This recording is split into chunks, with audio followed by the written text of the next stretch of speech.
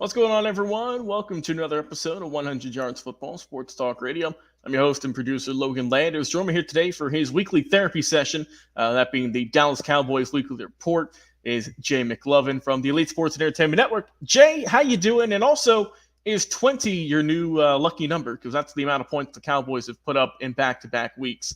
So how you feeling? Your team's on a 2-game win streak, which you can consider a win streak. Can they move it to 3 when they play the Detroit Lions in just a few days here? Yeah, right. I mean, the Cowboys are 3-2 right now for their record. And it seems to me they're getting ready to go up against the Detroit Lions. And you got to imagine that 20 probably isn't going to get it done. I'd probably say 20. You might want to have a full 3 scores there. So I would say it's probably going to take 21. I would say 21 or more. And the reason why is because of the secondary being so soft and with the key injuries of Lawrence, Parsons, and Carson, the cornerback Carson. Those is already, we're already kind of soft. But then we take out our, 3 of our better players. Well, then you obviously become a little bit softer. If you look back at, the way we played against the Steelers, the Cowboys gave up 3 turnovers versus the Steelers in that game. The Cowboys did beat the Steelers, at the end of the day. It was long overdue considering the history. This game, I'm talking specifically, this game against the Steelers was long overdue because they haven't played in decades, and this is a massive key rivalry, especially in the playoffs when we usually meet them in the Super Bowl. So, it was a big game. It was a game that should have happened sooner rather than later, but I'm glad it did happen. You look at Kendricks, Overshawn, and Hooker. They all played pretty good parts considering the losses that I mentioned earlier. So they actually, showed up and did what they were supposed to do. And of course, when you look back, like I said, they've won back-to-back games. So now you got a little bit of momentum there. They pick up the Steelers 2017. And especially with the way Fields is playing now, I mean, that really was a good win for those guys. Dak went 29 of 42 for 352. He had 2 touchdowns and 2 interceptions with a 70.1 QBR. I don't really like the QBR, but it is what it is. And then you look at Dowdle, who's now clearly the number 1 running back with, I think, what's his name, Ezekiel Elliott and company, kind of Deuce Vaughn kind of coming up behind. So clearly Dowdle is their running back. He went 20 for 87 yards. Rushing, and he went 2 for 27 yards receiving and a touchdown. And that's against a really good Steelers defense. So that, to me, is promising when they're going to have to go up against another pretty good defense down in Detroit. When you look at Lamb, he put up 5 for 62. Ferguson gave you 6 for 70. And Tolbert gave you 70 for 87 and a touch. So, the guys were doing their job on the offense. The offense is never really too much of a concern for me, not nearly as much as what the defense is, because our defense is really suspect right now. And we're getting ready to go into Detroit, who is 3-1. By the way, you can catch that game on Sunday on Fox Network at 3:25 in the afternoon. So they have the earlier game or mid-afternoon game if you want to watch it. Goff, right now he's 88 of 124 for 1,015. On the season with 5 touchdowns, 4 interceptions. So when I look at what he's doing to Prescott, who is at 125 for 191 passes at 1,424 yards, 8 touchdowns, and 4 interceptions, they're almost kind of close, right? I mean, I understand that Dak does have more yardage, but that's all because he's throwing the ball more. But what I think is interesting is that the fact that they both have 4 interceptions. So that could be a critical key point right there. When I start looking at running back Jahmyr Gibbs at 54 for 285 and 3, and I look at Dowdle, who is at 54 for 221, I think clearly Gibbs and company have a little bit slight edge there in that rushing game. But I kind of think we have a slight edge on the passing game. When you look at Williams, wide receiver Williams, he's 13 for 289 and 2. Then you look at Lamb at 25 for 378 and 2. I think it's clearly receptive of what the quarterbacks are doing and what the running backs are doing, and it's reflective of what the receivers are doing.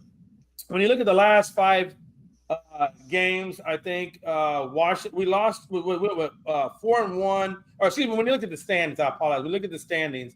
Washington is 4-1, Dallas is 3-2, Philly is 2-2, and the Giants are 2-2.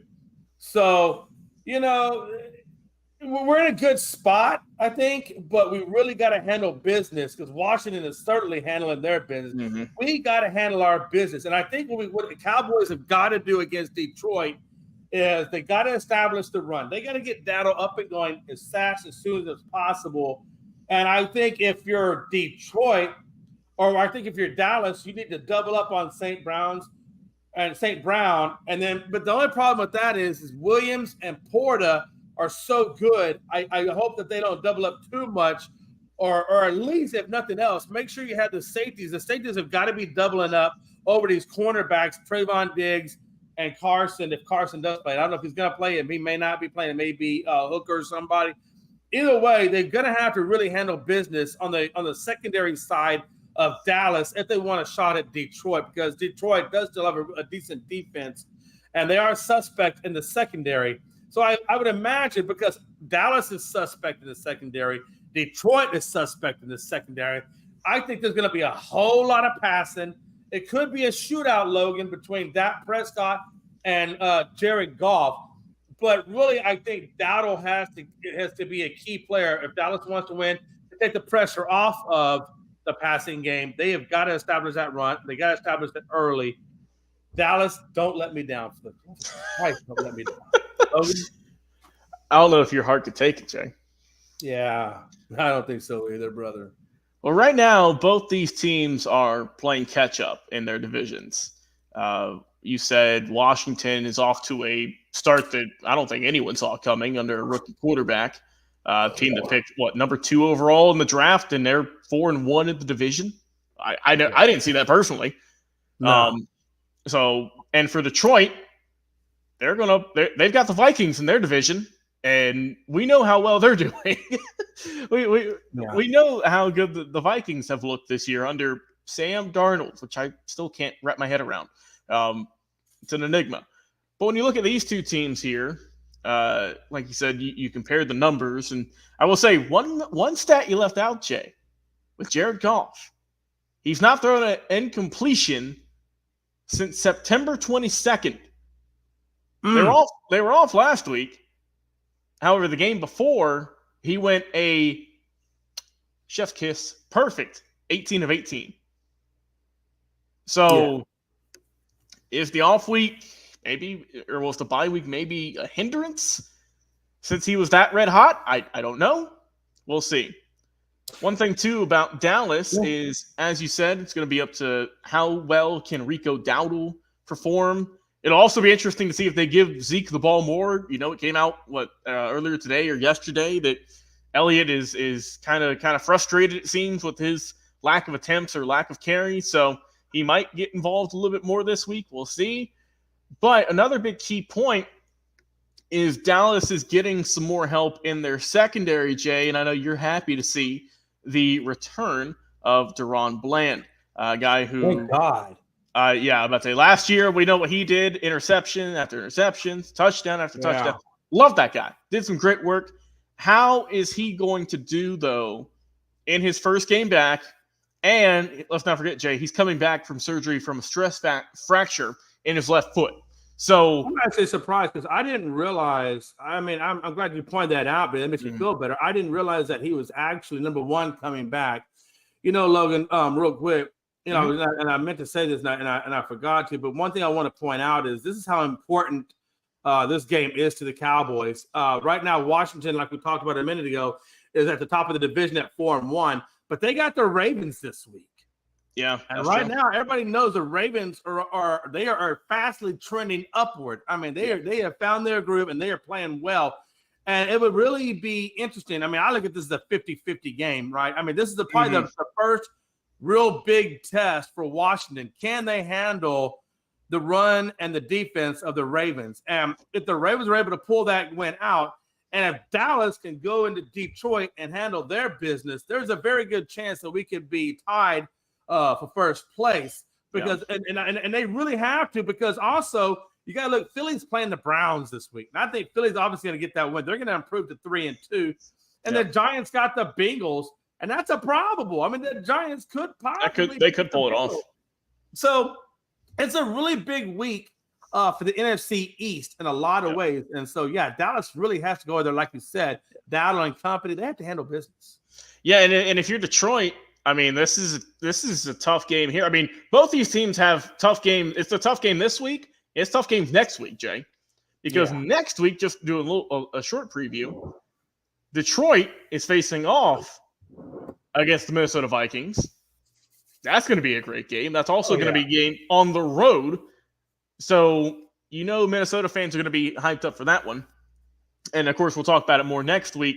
But, Jay, on the 27th, y'all are going to be going up against – y'all are going to be off for a week. So, you got this game. Then you get a bye. Yeah. But then you come back, not to Dallas, not to Jerry's World, but you go out to nice, sunny San Francisco against a team who is banged up right now, to say the least. So we'll see how that team's going to be looking in 2 weeks. But I think for this game, this is really a toss-up. To me, the team who wins this game is the one who does not make the most mistakes.